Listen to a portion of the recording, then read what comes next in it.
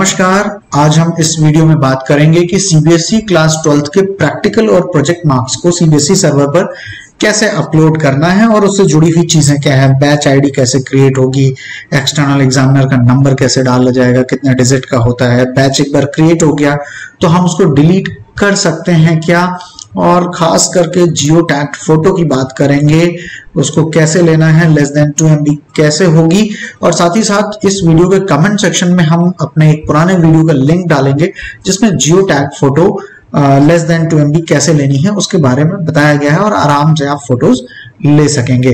तो चलिए देखते हैं क्या स्टेप्स हैं। सबसे पहले हम सर्फ करेंगे सीबीएसई की ऑफिशियल वेबसाइट cbse.gov.in को और वहां नीचे जाकर क्लिक करेंगे न्यू वेबसाइट और क्लिक करते ही हम लैंड करेंगे किस तरीके के पेज पर जहां हमें मिलेगा ई परीक्षा पोर्टल। यहाँ पर हमें ई परीक्षा को क्लिक कर देना है। सो क्लिक करने के बाद हम लैंड करेंगे ऐसे एक पेज पर जहां पर हमें मिलेगा सबमिशन ऑफ प्रैक्टिकल और project marks for class 12th examination 2021। यहाँ हम कंटिन्यू टू लॉगिन को क्लिक करेंगे। इसको क्लिक करते हैं हम एक लॉगिन पेज पर पहुंचेंगे। उस लॉगिन पेज पर हमें अपने स्कूल के जो वर्तमान के प्रेजेंट के LOC क्रेडेंशियल्स हैं उनको डालने के बाद में लॉगिन कर लेना है। लॉगिन करने के बाद हम लैंड करेंगे होम पेज पर।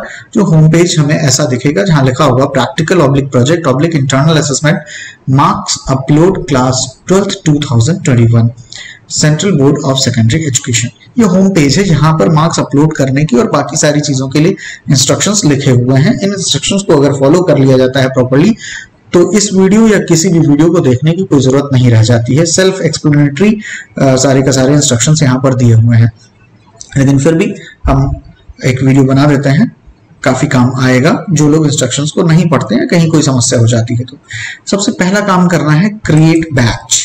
जब क्रिएट बैच करते हैं तो यहाँ पर सेलेक्ट करना होगा सबसे पहले सब्जेक्ट की लिस्ट यहाँ आपको ऑलरेडी दी हुई होगी।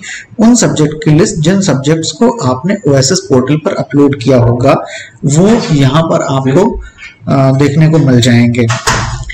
उनमें से आप जिस सब्जेक्ट को चाहे सेलेक्ट कर लें। सब्जेक्ट को सेलेक्ट करने के बाद आपको यहाँ पर एक्सटर्नल एग्जामिनर का नाम डालना होगा इस वाले बॉक्स में।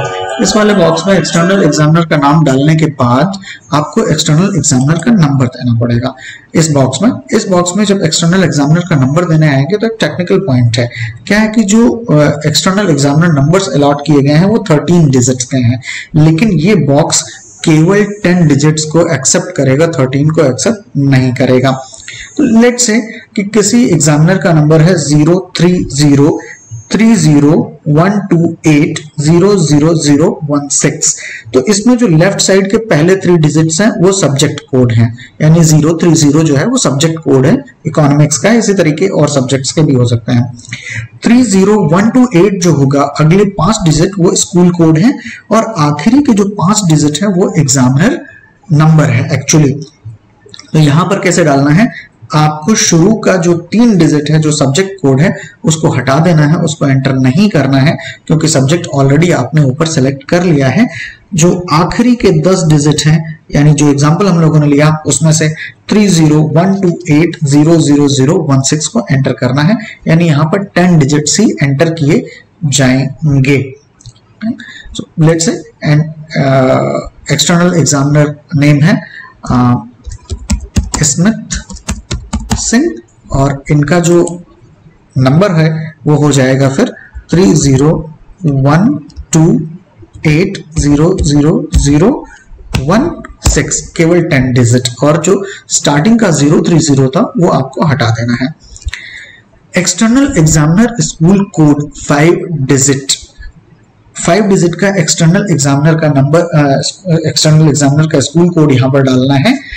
इस केस में क्या आएगा, 30128 जो हमने एग्जांपल लिया है उसमें 30128 आएगा। और इन केस इंटरनल असेसमेंट के मार्क्स डाल रहे हैं तो यहां पर आपको 5 बार 99999 एंटर करना होगा और साथ ही साथ आखिरी बॉक्स में डालना है इंटरनल एग्जामिनर्स नेम।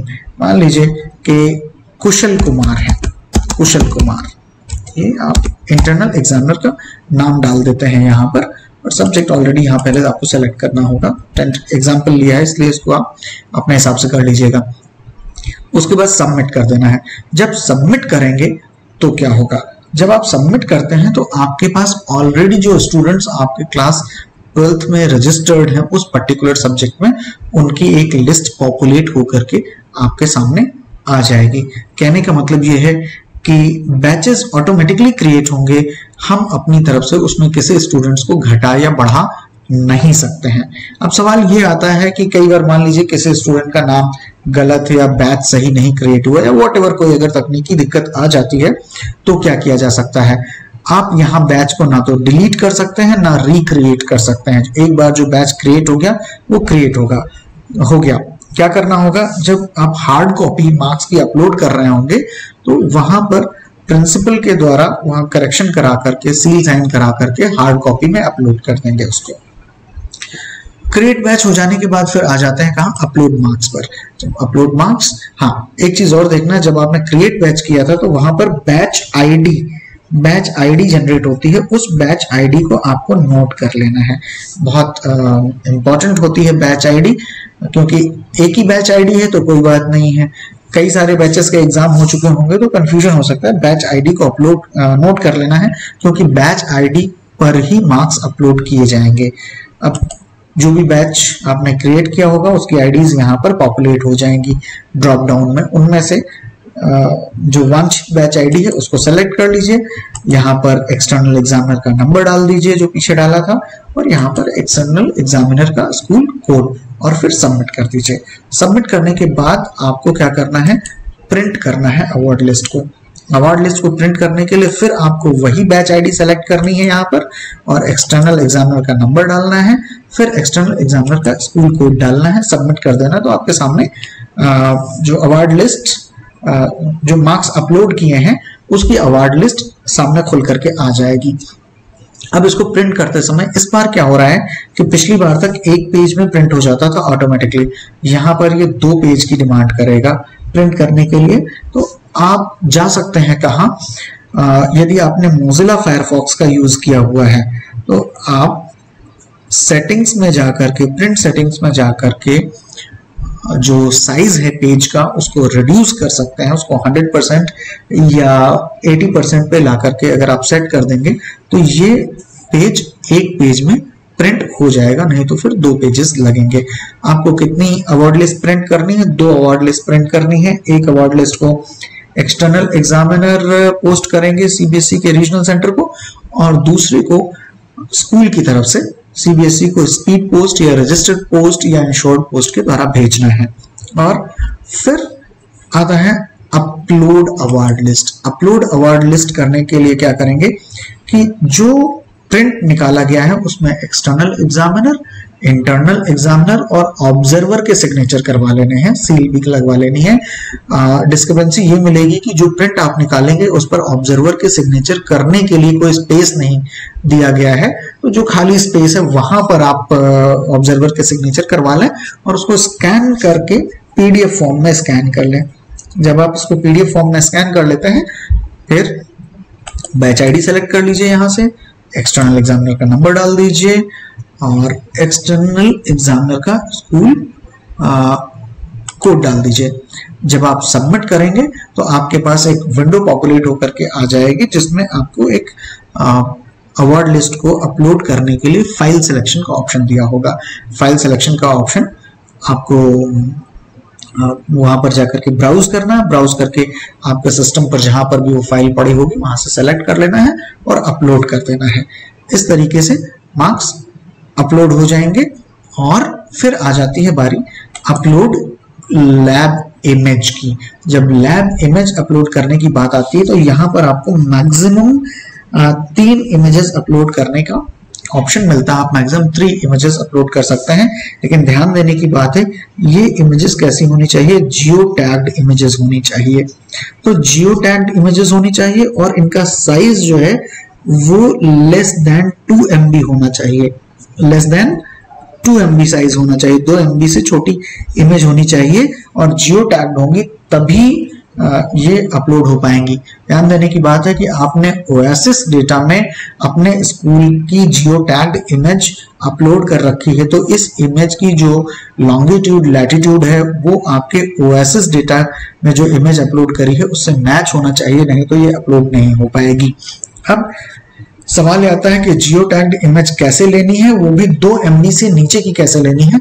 तो उसके लिए मैंने ऑलरेडी एक वीडियो डाल रखा है, उसका लिंक कमेंट सेक्शन में मैं दे दूंगा, उसको आप लोग देख सकते हैं। देखने के बाद में आसानी से जियो टैग्ड फोटो आप लेस देन 2 MB की ले सकते हैं।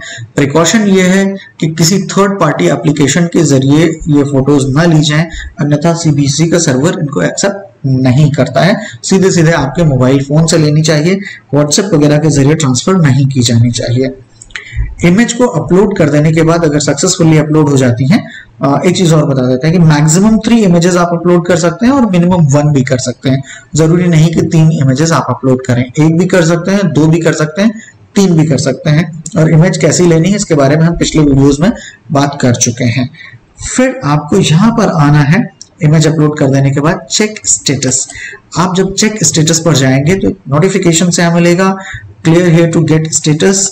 इसको देखेंगे तो जिस बैच के मार्क्स आप अपलोड कर चुके होंगे वो आपको यहाँ पर दिख जाएंगे, ये यहाँ पर दिखने लगेंगे, marks uploaded for these batches, please generate award list accordingly. और जिन सब्जेक्ट्स के लिए अभी आपको मार्क्स अपलोड करने बाकी हैं वो आपको यहाँ नीचे मिल जाएंगे सब्जेक्ट कोड और उनके सब्जेक्ट नेम के साथ ही। इतना करने के बाद आप लॉग आउट करना ना भूलें। अगर लॉग आउट करना भूल जाते हैं तो ये डेटा आपका फाइनली सबमिट नहीं होगा। स्टेटस को चेक करने के बाद लॉग आउट करना कभी ना भूलें, लॉग आउट करें तभी डेटा आपका सबमिट हो पाएगा। किसी भी तरीके के और सवालों के लिए कोई कंफ्यूजन होता है तो आप कमेंट बॉक्स में नीचे लिख सकते हैं, हम उसका जवाब जरूर देंगे, अवश्य देंगे। साथियों, इस वीडियो में हमने देखा कि क्लास 12th CBSE के प्रैक्टिकल और प्रोजेक्ट मार्क्स को कैसे अपलोड करना है CBSE सर्वर में, रिलेटेड जानकारियां। और भी कोई सवाल होते हैं तो आप कमेंट सेक्शन में जरूर लिखें, हम उनका जवाब देंगे। जुड़े रहें हमारे चैनल महासा के साथ, देखते रहें और सुनते रहें। संग्राम सिंह को जय हिंद।